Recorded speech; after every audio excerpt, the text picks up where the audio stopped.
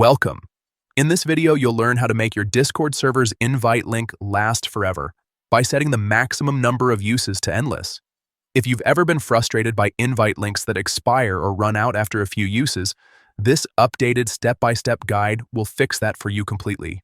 First, open the Discord app on your phone or computer. Once you're in, find and open your server. You'll see the server's name at the top of the screen. Go ahead and tap or click on it. This will open a small menu that gives you access to your server settings and invite options. Next, tap on Invite. This is where you can generate a new link or share your existing one. Before sharing it, we're going to make sure it never runs out of uses. To do that, look for the Edit Invite Link option and tap it.